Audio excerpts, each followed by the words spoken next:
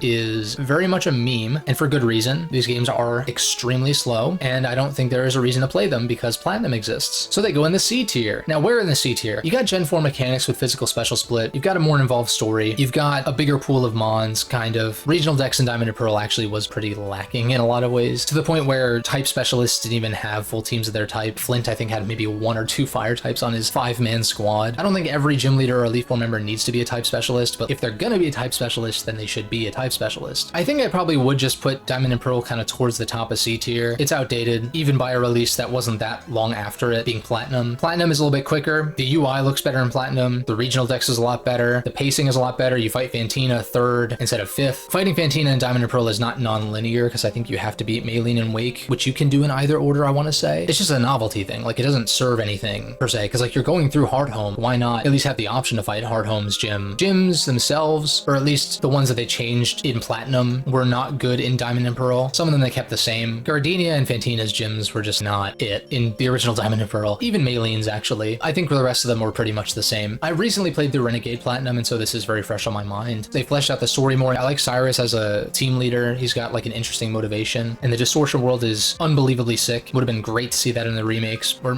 well, maybe not because of how the remakes look, but we'll get to that. Platinum, I think, also added the Battle Frontier. Was Diamond and Pearl just the Battle Tower? I don't even remember, because every time I want to play through Sinnoh, I play Platinum, because that is still the best way to experience Sinnoh. They should have just remade Platinum, but given the way that the remakes turned out, I don't know. The HMs are really egregious. I feel like in the first 3 gens, you can mostly forgive the HMs, because like move pools aren't that diverse to begin with. I don't think it hurts as much to teach one of your team members Rock Smash or Strength or whatever. You're not going to want to use it in battle, but in Gen 4, where you have physical special split and more diverse move pools, teaching your mons these shitty HM moves hurts a lot more. I get that it's supposed to be kind of a compromise, I guess, and add a little bit of immersion, like your Pokemon are helping you traverse the world. What it should have been a long time ago is that you could have it so these Pokemon can learn the HMs, but it doesn't affect their battle move pool. And even then, you don't even have to necessarily teach them. It could be as simple as you get the HM or whatever item for Cut or Strength or whatever. You have like a Scyther in your party. Well, they can use Cut so long as you have the ability to use Cut. Oh, you have a Pokemon with a base attack stat of X or higher, or even as simple as this Pokemon can normally learn Strength as a battle move. It can just use it outside of battle without having to overwrite one of its battle moves. That's still a system I'd like to see them integrate, because it's not quite the same with Ride Pokemon as having a member of your team specifically help you with that. And that's something that Let's Go Pikachu Eevee actually did pretty well, whether it be like a Tauros on land or a Gyarados on the water. That's how it should be implemented. It shouldn't hinder your battle prowess, and it should come from the Pokemon in your party. The HMs are really annoying in Platinum. Renegade does away with a lot of them, so it's not that bad. Rock Climb you still need, because that's kind of hard to code out, I feel like, without just replacing them with stairs, which is kind of lame. But at least Rock Climb in Renegade Platinum was changed to be a rock type move with solid attack and accuracy, and so I didn't mind actually having that on one of my teammates, even if I didn't click it much. But as it stands in vanilla, HMs really drag down this experience, I think. I can't possibly cover absolutely every element of every one of these games, but Cynthia is probably still the best champion, character-wise and battle-wise and all that. She's dope. But I do find the story in Sinnoh to not be as great as a lot of people praise it as. You kind of have to read between the lines, which is fine in some cases, but even in Platinum, I feel like the story could have been fleshed out even more. What's there is still good. It's still among the better stories in the series for sure, especially with the Distortion World stuff added in, and a lot of the stuff that Cyrus has to say in regards to that and him showing up more often throughout your journey. The story more so conceptually is really cool. The execution is, again, it's fine. It's actually pretty good, but not as obviously a strong story as a couple other entries later on. With all that said, I still think Platinum is an A tier. I don't know if I'd put it above HGSS or not. They both kind of share similar issues with the HMs at least. Story's better here, and level curve and stuff is better in Platinum, so I'll give it to Platinum. Now BDSP, on the other hand, are the only games on this list that I've not finished. I got extremely bored of these games pretty early on as someone who has played Sinnoh to death, and it's honestly very disappointing. I mean, we already had Platinum, so I wasn't like clamoring for a remake to begin with. It was obvious it was going to happen. I didn't feel like we needed a remake because Platinum is already the definitive version. And anyone who hasn't played Platinum but stands Diamond and Pearl, please play Platinum. It is better, and I think is how everyone should experience Sinnoh. BDSP, artistically, I'm not a fan, but like that's the least of its worries. It's debatably, I'd say, even worse than Diamond and Pearl, because Diamond and Pearl mechanically still have Gen 4 mechanics, which is largely how we still play Pokemon today. Obviously, some small things have changed. This is going to go in the D tier. I was bored to tears playing this game as someone who really likes Platinum a lot. Apparently, these games are glitchy and stuff, which I didn't experience because I didn't play enough of them, but I'll believe people when they say that, as if these games wouldn't be in D tier anyway without my knowledge of that. But yeah, they're just like way too safe. The Pokemon Company would have been better off just releasing the original Diamond and Pearl, ideally Platinum as well, on Switch Online, or even if they wanted to sell it a la carte on the eShop. They would have saved however much money they put into the development of BDSP and hiring Ilka to do it. They could have done like the most bare bones ports of the DS games ever, and people would have ate that shit up, I'm sure. unless you have something against pixel art, which is very odd to me, but whatever. The pixel art looks way better than whatever the fuck they were doing with BDSP's art style. The previous remakes at least tried to implement some of the third version content. Like I was saying with ORAS, at least they added an additional scenario to feature Rayquaza as kind of an homage to Emerald. Even if the Battle Frontier wasn't there, it was something. HGSS are two separate remakes of Crystal, essentially, where you pick whether you're going to get Lugia or Ho-Oh first, but you can still get both of them in both versions, which is another case for HGSS not having to be split, but whatever. BDSP comes out here and it's just like exactly the same as Diamond and Pearl, but worse somehow. I don't think Diamond and Pearl is like the greatest template to begin with. Platinum, on the other hand, that's a solid template, because like if you wanted to use Diamond and Pearl as a template but add in the Platinum stuff, which basically means you're using Platinum as a template, then that would have been probably fine. But how fine would it have been if it was still just as safe, looked the same way it does, and runs the same way it does apparently with whatever bugs, glitches, performance, I don't know what it is exactly, but I know people had issues with that. So even if this was a remake of Platinum, I don't know that it would have surpassed the original Platinum. Whereas the previous three remakes are, at least in some ways, definitively better than their originals. ORAS, again, I could go kind of either way, but I wouldn't bat an eye if you preferred ORAS over Ruby Sapphire specifically. Now we're moving on to Gen 5, which is still my favorite generation of Pokemon, and was at the time of its release. This is not revisionist history. I thought that doing kind of a soft reboot was really cool, and I loved it. Are some of the Pokemon designs not very good? Yes. But are a lot of them some of the best in the series? Also yes. I think it's primarily that a lot of the early game mons are just not very good in like any sense. Watchog, Unpheasant, Stoutland's okay, the Elemental Monkeys, not so much, you know, and then you start getting Masharna and Zebstrika, which is kind of just a zebra, but Excadrill, Swoobat, Conkeldurr, Seismitoad, etc., and you start getting into Pinwheel Forest and you get like Scolipede and Leavanny and a lot of the great designs from this generation, and especially you get to the desert and you have like Crocodile, even stuff like Chandelure. I love Chandelure, Jellicent, Haxorus. There's so many great designs, but because this is the biggest addition of new Pokemon ever, I think it was like 156 that they added, which is more than the original Gen 1, which at the time the biggest new batch of Mons was the initial batch. Because then Gen 2 added 100 to make it 251, and then you go to 386, 493, I think it was 649 for Gen 5 National Dex. Black and White have one of, if not the best stories in the mainline games. In addition to having largely the Gen 4 battle system, there were some tweaks, but like not anything super noteworthy. But if it ain't broke, the battles were a lot snappier. The Pokemon animations gave them so much more character, even if the still sprites in Gen 4 did give enough character. And there was that little like slight bobbing that they did when you were selecting an action, I think, too. But in Gen 5, even if the animations were looped, they just added so much personality. Do the back sprites look a little pixelated, especially when you blow it up on a big screen when you're emulating the games? Yeah, that only really bothered me when these games were new. I've long since gotten over that small thing. Yeah, the presentation of these games were beyond anything we had seen of the mainline titles. Gen 5 is peak Pokemon in many regards, and so this is gonna go in the S tier, easily. Black and White 2, same deal. They didn't do the third version thing this time. They did an actual set of sequels that narratively follow up on Black and White and actually flesh out some elements of Black and White in certain ways. A lot of people point to Team Plasma in Black and White 1 and say, oh, they were advertised as the good guys, but they're really just bad guys super obviously because you get to the Dream Yard and they're kicking the shit out of that mana. And like, yeah, but that is not intended to be representative of all of Team Plasma. Do I think they should have waited longer before pitching Team Plasma as outwardly antagonistic? Yeah, probably. But even in Black and White 1, but especially when you get to Black and White 2, you realize that there is or was a split in Team Plasma between people who actually believed in what Ghetsis was preaching, and then the others who were actually maliciously just trying to exert their power over people and take their Pokemon for those reasons that Ghetsis was actually doing this for. And so that leaves me liking Ghetsis actually a lot as a main antagonist. Even though people see him as one note, it's not though. Like, he's putting on a facade for the majority of the game's runtime until he kind of gives you that ultimatum on the bridge of like, you will face N and lose to him, so that way his convictions can be stronger, so that way essentially N can take over Unova for Ghetsis, because N truly believed in the message that Team Plasma was preaching. And so I think Ghetsis using N, even though he was his adopted son, even though they have the same hair color, which I think N was adopted, but I'm not like 100% sure on that. Seems weird they have the same hair color if he's not adopted, but whatever. Makes a lot of sense why Ghetsis used N for that purpose. Well, it is weird that N wasn't the one giving the speeches at the towns though, because you would think he would put N in front of the people and they would see that genuine desire to liberate Pokemon. Meanwhile, Ghetsis is like twirling his mustache in the background. Not physically, obviously, but secretly, because he's still putting on that facade of feeling the same way as N, even though he very much doesn't. And you get to Black and White 2, and because he lost, he just completely snaps and goes ballistic, which is awesome. And then Team Plasma goes from at least being outwardly outwardly benevolent to just straight up becoming a terrorist organization, which I really like that shift in Black and White 2. And then you have kind of the splinter group of Team Plasma that still holds true to N's virtues from the first game, and then like N showing up at the end of Black and White 2. The narrative through line and the narrative in general of this duology is the best that Pokemon has to offer. It actually feels like a genuine JRPG story, whereas most of the plots in the previous Pokemon games we've talked about are pretty throwaway. I also really like the character development of the rivals, particularly Cheren and Bianca in the first game, and actually giving you a rival that uses the Pokemon that you're strong against for the first time, even though they use that trope exclusively going forward. You also have Cheren, who has the Pokemon that is strong against you, like the previous Pokemon games. And I love seeing their growth throughout Black and White 1, and then seeing Cheren take on the role of the gym leader and Bianca take on the role of Juniper's assistant. And also, I think Juniper is probably my favorite professor in the series. Like, not only is she kind of a baddie, but I love the bits of personality they give her. Like, she's a lot more expressive than the previous professors. Juniper actually feels like an actual character, like a lot of the characters in Gen 5. Especially, I love when you have dialogue options with her, which is usually just yes or no in both games. Where in Black and White 1, when she's telling you how to use the Pokemon Center, if you try to step away or talk to her instead of Nurse Joy, she's like, why are you talking to me? Give the Pokeballs to the nurse. And then if you talk to Bianca in that instance, she's like kind of coddling, like, it's okay, you can give the Pokemon to the nurse. Maybe that's in Black and White 2, but little touches like that. Or when you land in Lentamos Town in Black and White 2, maybe it's Lacunosa. It's one of those times where she's like, do you remember what I told you about the legendary dragon before? And if you say no, she's literally like, SMH. I don't remember exactly what she says, but it's in that vein of like, seriously. It's so good. I love that shit. Unova, you move through it pretty linearly, but like I was saying earlier, I don't really care. Is it a little weird that most of the region is just a circle? Yeah, Black and White 2 kind of fixes that with the little offshoot New Jersey kind of segment down in the southwest corner where you start, and then you kind of go through the region in a little more interesting of a way, where you don't just go like kind of up and around in a half circle like in Black and White 1. But I like Unova a lot as a region. It's among my favorite regions, which I didn't mention much with Sinnoh. I like Sinnoh fine, but compared to like Hoenn and even Johto and Unova, I'm not like as hot on Sinnoh as a location. But Unova, I like the environment diversity where you have, I guess specifically in Black and White 2, like you go in the sewers, you've got the desert, you've got Charged Stone Cave, which is not just another random cave, like it's got these electrically charged rocks and shit. And then you've got Twist Mountain, which is more of a snowy kind of area that changes with the seasons, which was an exclusive thing in Gen 5 that I'm surprised never came back. These games are the finest that Mainline has to offer, if I haven't already praised them enough. I can't really think of much besides some of the Pokemon designs that I can criticize these games for. And at least when it comes to the linear design of the region, there's plenty of offshoots and optional areas that you can explore on your way. So I don't really care. There are places to go back to, items to get, locations to explore, legendaries to find. It's good shit, man. I might as well touch on the Gen 5 remakes. As of recording this, we've had no inkling of these happening, but that's kind of the rumor of what's next, which I'm sort of surprised by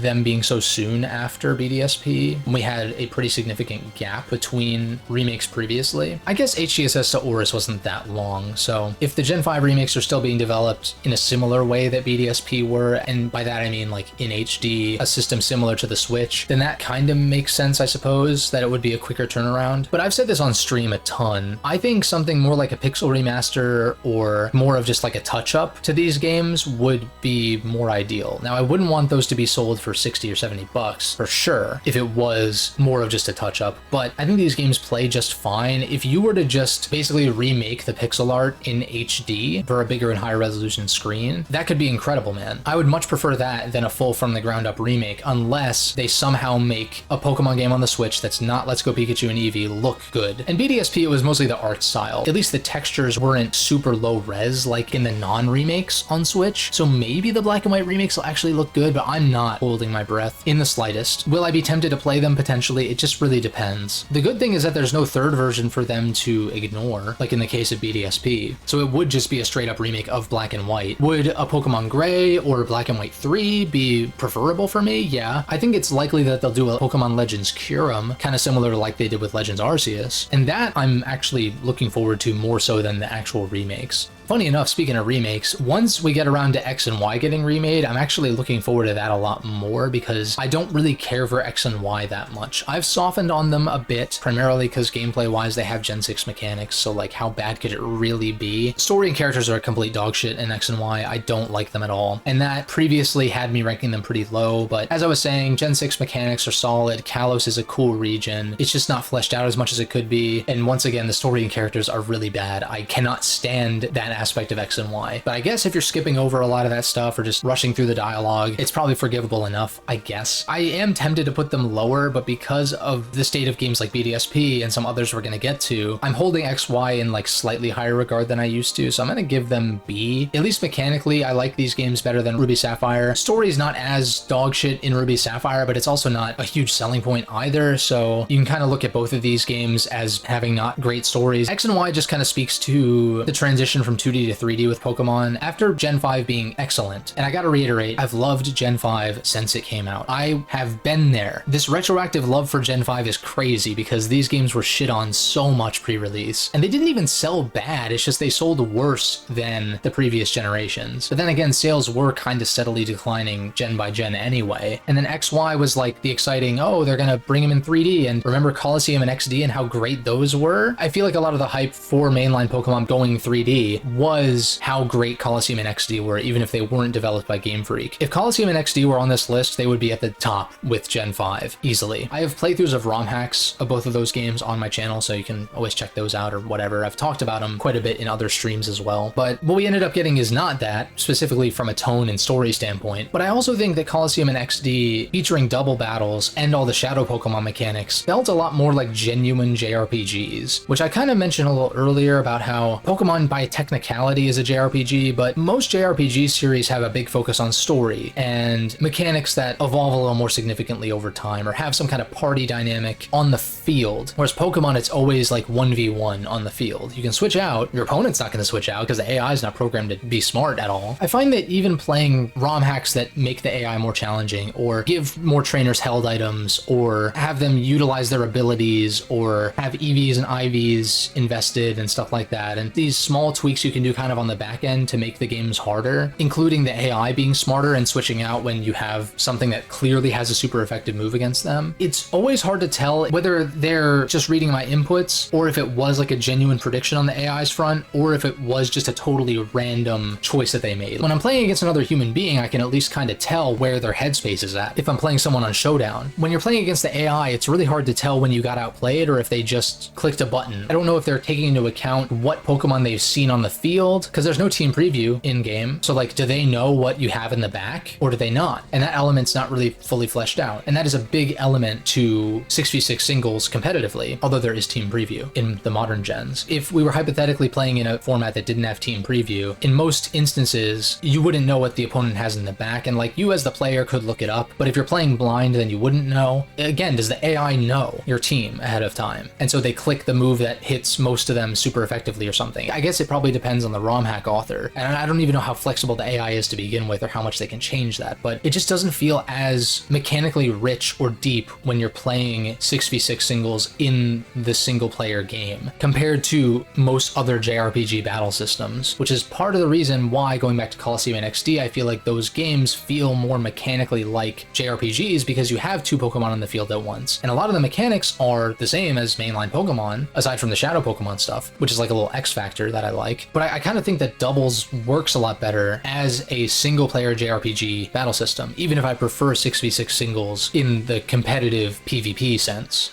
And speaking of Pokemon games that feel more like genuine JRPGs, at least from a narrative standpoint, we have Sun and Moon and Ultra Sun and Moon. The Gen 7 games have some of the best storytelling in the mainline games. But by virtue of that, like I was talking about with ORAS, slowing down the pace for the sake of the story, but with a story that wasn't that noteworthy, we have Sun and Moon and Ultra Sun and Moon, which have a slower pace, but actually tell a good story. I felt so burned by ORAS that I didn't pick up Sun and Moon at launch. But I want to say the following year, after hearing people praise Sun and and Moon constantly, because when they first came out, people were praising them. I'm kind of surprised at all the backlash towards them, even though I can understand some of it in retrospect. And I played them as kind of my return to Pokemon, and I really enjoyed my time with Sun and Moon. But it feels paced a lot more like a narrative-focused JRPG, which, considering Pokemon hasn't really been that in most iterations, I can see why that turns a lot of players off, particularly people who only play Pokemon as far as JRPGs are concerned, or that's like their main series. And I can also understand people coming in from other JRPG series into Gen 7, and because the games are a lot easier and not as mechanically interesting, I think, as some other JRPG series, like I was just saying with the single battle thing, I can see that being a turnoff where it's like, okay, we're slowing things down for a better story, but mechanically you're not really feeling it. I actually thought that the Gen 7 games, if you didn't grind at all or use the EXP share, were balanced generally pretty well. Were they still on the easy side? Yeah, but didn't feel as egregious as Gen 6, for instance. The main thing with the difficulty is that the AI doesn't leverage the mechanics fully. That's the main problem. Like I was saying with the lack of held items or utilizing abilities or switching out. So you add that in, but even like I was saying before too, I keep repeating myself, but I just want to make sure I'm being clear that even when you do remedy those things to make the games harder, quote unquote, it still can only be so hard, just by virtue of it always being a 1v1 on the field against an in-game AI. Sun and Moon, Ultra Sun and Moon are definitely slower paced. Ultra Sun and Moon definitely should have been just a third version. I'm kind of still a little bit gutted about Pokemon Stars not being real. The singular third version that was going to be on the Switch, or rumored to be on the Switch, closer to when the Switch first came out. Because I think that would have fixed a lot of the problems. You implement skippable cutscenes, and things can speed up because you're on more powerful hardware, and I think that would have fixed a lot of people's issues. At least it would have fixed the main issues with it for me, which is like kind of that slower pace, particularly on the first island. But the first island doesn't even last that long. So many JRPGs have slow starts for the first, sometimes several hours, but I feel like you're off the first island in Sun and Moon within like an hour or two at most, if you're like not just dawdling for no reason. Maybe it's a little longer than that, but it's not really that egregious. For Pokemon standards it is, because usually the narrative is just kind of fucking whatever. They just send you out and you just kind of go for the most part. There's not really a whole lot of exposition there. I will say not being able to skip the cutscenes was pretty bad though, and your player character always smiling in every circumstance was also bad, but relatively small things, because these games are not designed, I think, to be replayed over and over and over again immediately like a lot of the earlier Pokemon games are. They're meant to be played, I think, more so like a traditional JRPG where you take time between playthroughs because they're so narrative focused. I know for me, when it comes to replaying JRPGs, I don't jump in for a new game plus or just a second new game immediately following finishing it. I take a couple years off and then I come back to it and replay it, and it like feels somewhat fresh again. And so I think you have to treat the Gen 7 games like that. Yeah, the opening is slow, but how often are you experiencing the opening? It should be once every 2 to 3 years. If my JRPG replays are anything to go by, that's usually around the time where I'm kind of itching to go back to some of my favorites. And this is all to say, Sun and Moon and Ultra Sun and Moon, despite Ultra Sun and Moon being kind of cash grabby, are both A tier. Because Ultra Sun and Moon is too similar to Sun and Moon for me to put it lower. In fact, I probably prefer Ultra just because the pacing is a little bit better. Particularly getting your starter is a lot quicker, and the order in which you do certain things on the 4th island is also a little more intuitive, makes a little more sense. Lusamine was kind of diminished as a character in Ultra, but I actually don't think it's as bad as people make it out to be, reflecting on it. Do I think she's represented better in Sun and Moon Vanilla? Yeah, but overall I would probably pick Ultra. You also have Team Rainbow Rocket as post-game, which is super sick. I like Alola a lot as a setting, even if you are progressing through the islands pretty linearly. It's just that you're blocked off because you're doing the island trials, which are kind of a mixed bag, but it's a fun little slight change of formula to gym battles that I kind of liked. And the totem Pokemon legitimately posed a challenge at times, because it more often than not was a 1v2 because they can summon allies. In other case, for 1v1 singles not being that dynamic, you kind of had to bring in a second opponent to make those encounters what they were. And then you also have Ultra Necrozma as like a boss fight, and you had that with Kyurem White or Black in Black and White 2, depending on which version you were playing. But he was too low level, and as amazing as the Kyurem fusions are in competitive, they have a lot of common weaknesses, and them being lower level and not having EVs and stuff like that made the encounter like really a non-threat. Whereas Ultra Necrozma is actually a problem, assuming you don't have something to resist its attacks, and or if you can Toxic Stall it, which I think is what I ended up doing the first time I played Ultra Sun. I think the stories in these games are up there with Gen 5. It's just that pacing wise it's quite a bit slower, which I do think is a little overstated, but I also think that is a detractor. Characters are really solid too for the most part. But I had to talk about rivals real quick. I mean, the early rivals are not really characterized particularly thoroughly. Barry's kind of fun to have around, but I wasn't crazy about him. Sharon and Bianca I've already sung the praises of. Hugh I always thought was a little bit cringy. I get why he's doing what he's doing, and it's very sweet and all that, trying to rescue his sister's Pokemon and and stuff, but you're about to feel my rage. It's like, okay, dude, calm down. Kalos, the characters are shit. And then I thought Hao was fine as a rival, just kind of that happy-go-lucky kind of vibe, but also having a competitive side, particularly in Ultra. I remember that being more pronounced. Yeah, gameplay-wise, it's typical Pokemon fare, but like, am I really going to criticize the difficulty of particular entries when none of these games are particularly difficult? No, because then it all kind of equals out in that aspect. Now, the question is, where do I want to put these guys in the A tier? Upon thinking about it, I might even put them above the better Gen 4 games, and these are still among some of my favorites for sure, as you can see by them being in the A tier. But a big thing is that Gen 7 did away with HMs and replaced them with ride Pokemon, which do the same functions as HMs and are rewarded to you similarly to HMs, but you don't have to ruin your Pokemon's movesets for them. That was a huge thing that I very much appreciated. Would have been cooler if they implemented my earlier idea about the ride Pokemon pulling from your actual party, or at least your box or something, but it was something that needed to be done away with. In fact, I don't even remember, I know X and Y had HMs, but I don't remember how prevalent they were. I feel like not very. And then ORAS, being a remake of the Gen 3 games, had the same HM barriers as before, but it's not as egregious as Gen 4. Gen 4 was definitely the worst it's been with HMs. And so if we're talking vanilla, I probably would put the Gen 7 games above these, but these are like top 6. If I had to pick a top 5, I'd probably just pick one of the Alola games to represent that, so we can have HGSS in there. You slap a ROM hack on Platinum and HGSS and they go up to S tier. You slap a ROM hack on these guys and they probably still stay in A, because yeah, difficulty curve can be increased, but you can't really do much about the pacing of the game, and the story's still great. I think I'm due for a Gen 7 replay soon as well.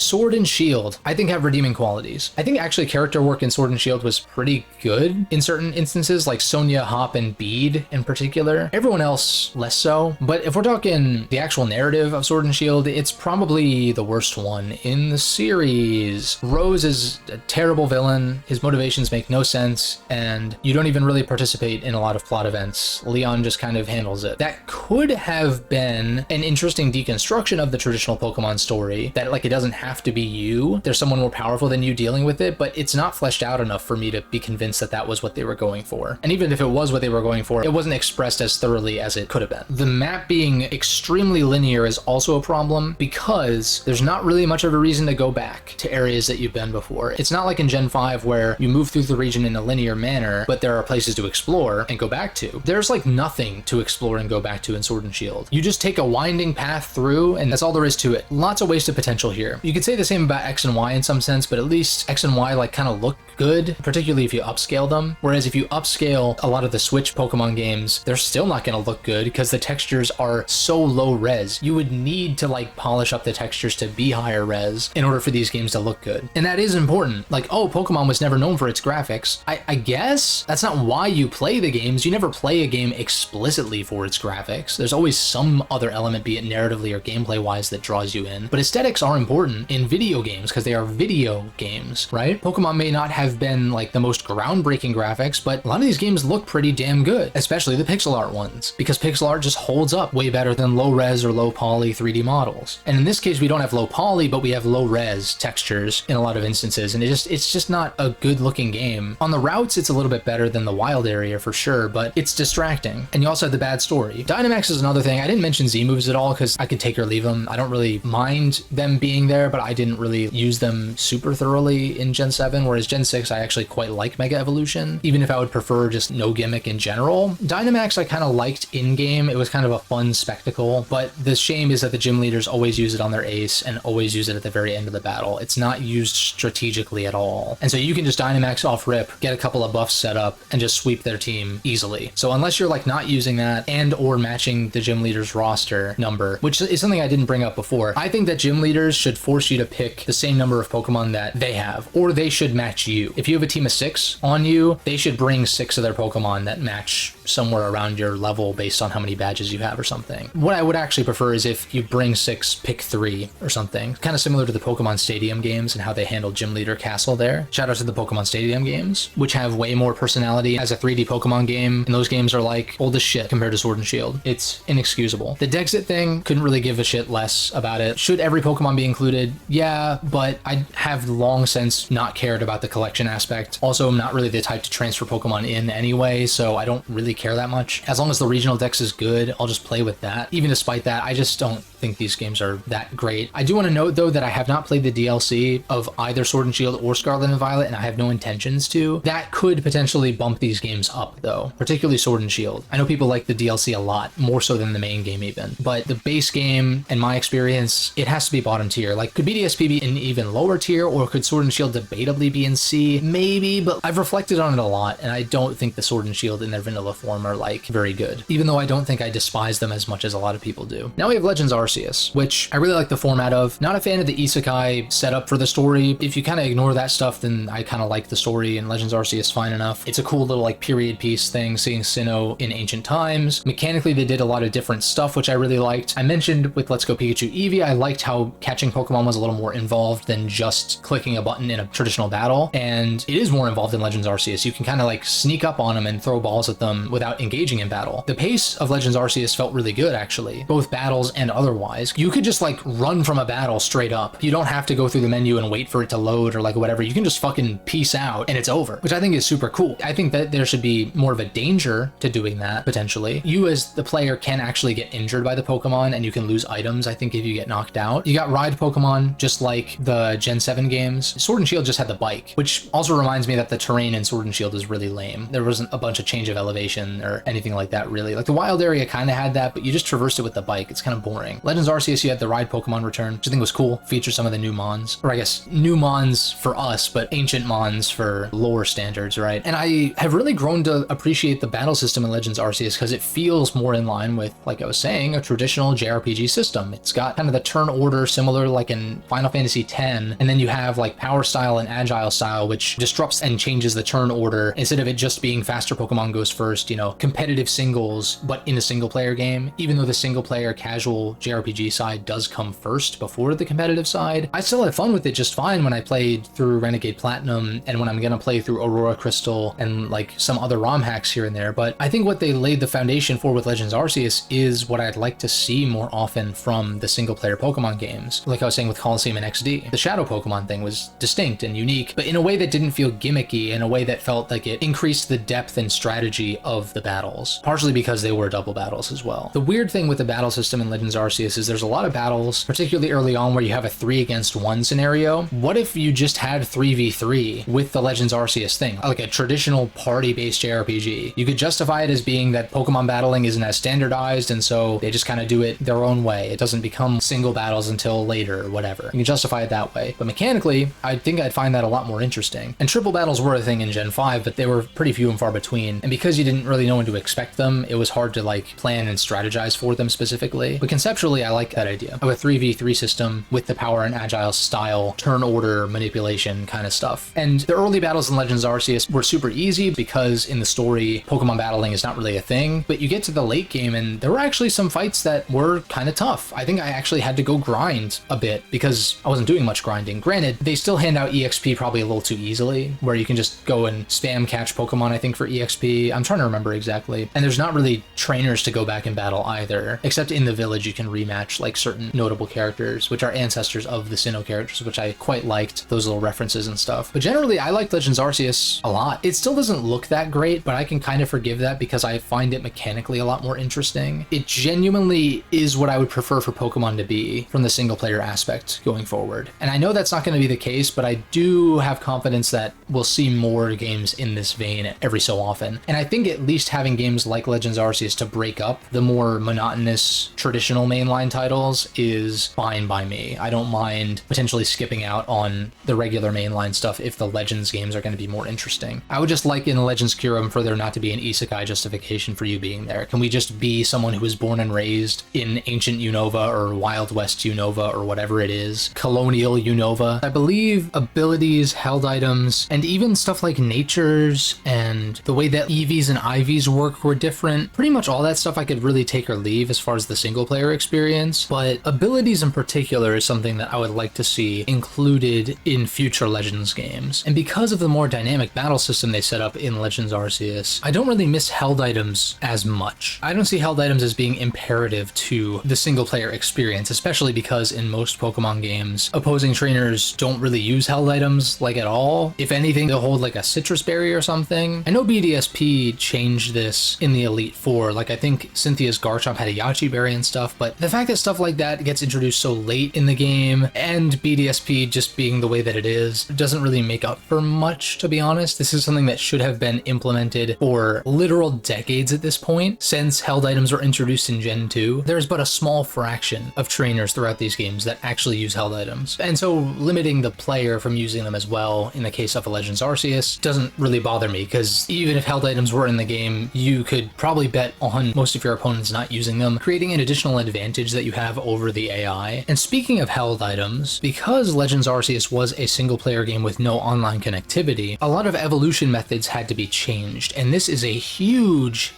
thing when it comes to the vanilla games, where limiting certain evolutions to trading feels like a relic of the 90s. And it was like, oh, look, trading is a big function and a big part of these games. We want you to trade with your friends who have the other versions, making trading a stipulation for evolution of Pokemon like Machoke and Haunter and Kadabra, and then later on trading with a held item like with Steelix or Scizor. It just feels very archaic and feels bad if you don't have someone to trade with. I mean, nowadays there is online trading, and so in most instances you could find someone on a forum or in a Discord server or however you prefer to communicate with people online, but then you have to trade back too, so it kind of needs to be someone you trust if you want to use these Pokemon in game. You want that specific Pokemon back, and just generally it's an additional annoyance. Thankfully, randomizers give you the option to turn this off, and then pretty much every ROM hack that I've seen and played eliminates this as well. This is all to say that trade evolutions just need to be done with. It's another facet of Pokemon in general that I really just don't understand why it is still around, except for a poor attempt to try to justify having these games be released in two different versions. And this brings me to what is ultimately kind of a small thing, but doesn't really make sense in my mind, is how many unique evolutionary items there are in this series for no good reason. This is something that's bothered me for a while, but in particular with the release of the new DLC, Duraludon got a new evolution called Archaludon. And so this is a steel type that uses an item to evolve, but not the already existing metal coat, but the metal alloy, which is now going to have to be included in every Pokemon game going forward that includes Duraludon and Archaludon in order for this Pokemon to evolve. Wouldn't it be nice if Magmar evolved with the already existing Firestone, or Eevee could evolve into Leafeon or Glaceon with a Leaf or Ice Stone instead of having to always include a location where you need to level them up to evolve? Same deal with Magnezone and Probopass. Now, I do think it's kind of cool that there are location-based evolutions, but when the design of a region following the introduction of mechanics like this has to include that, I feel like it's an unnecessary limitation. Not a huge deal by any means, but I do like the concept of like Magneton evolving into Magnezone at Chargestone Cave, or if Magnezone was included in Let's Go Pikachu and Eevee, like I think it should have been, evolving at the power plant. I think those kinds of things are cool. Worst case, you just change it to be evolution by Thunderstone, or like whatever elemental stone or item is associated with it. It just feels like such a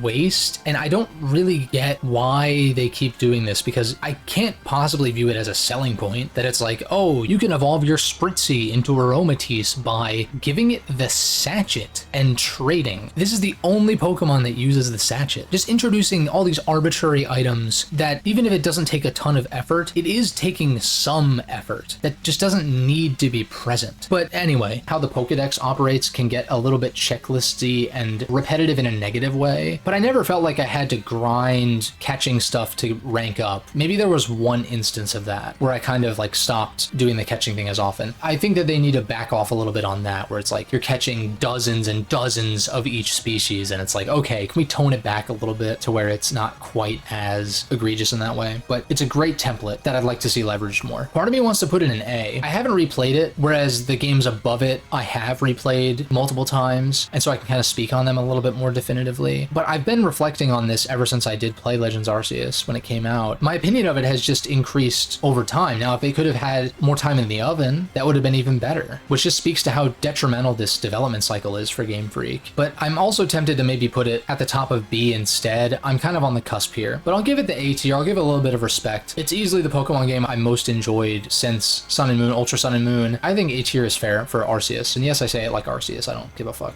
And finally, this is going to be a long ass video. We have Scarlet and Violet, which factor in a lot of the stuff that I've already said. Legends Arceus, you can bail from battle quickly. Getting into battle is hard to do accidentally. Scarlet and Violet, not the case. Legends Arceus and even Sword and Shield actually function as they should. Sure, there's frame dips and stuff, but there's not like major glitches happening. All of the level scaling, badge, gym leader stuff that I've talked about applies to Scarlet and Violet, more so even because it's an open world where you are encouraged to face the gyms in any order. But for what purpose? It's non-linearity for non-linearity's sake. They're not actually leveraging the fact that it's an open world or a non-linear approach. Not fully. And so yeah, the gym leader challenge in Scarlet and Violet I thought was very disappointing in that front. If the gym leaders scaled to however many badges you have, that would fix some of it. But the gym leader gyms, like the puzzles and stuff, not it. The cities and towns, very forgettable because you can't even interact with pretty much anything in them. They're just kind of set dressing. And also the game's running terribly and doesn't look very good either, so it doesn't really stick in my mind as something positive being the setting. The school stuff, very slow and tedious and monotonous. They'd lock some of the side quests and stuff behind that, I think. Letting you off the leash and just go wherever is cool as a novelty, but like, what are you really doing in the open world? You're doing the same shit you always have. Like I was saying with the gym leaders, they didn't really build the combat or progression in a way that makes sense for an open world, really. I think based on a lot of the things that I've said about these previous games, you can kind of see where Scarlet and Violet would be a disappointment. I feel like there's no way I replay Scarlet and Violet ever. Even if I did enjoy my first playthrough, fine. I had fun. But if having fun is like the end all be all, there are so many games you can have fun with that are not like meaningful in any way, whether it be mechanically or narratively or even aesthetically. And like, even if I did quote unquote have some fun with my first playthrough of Scarlet and Violet, it wasn't without its frustrations, like the battles being extremely slow and boring, the game not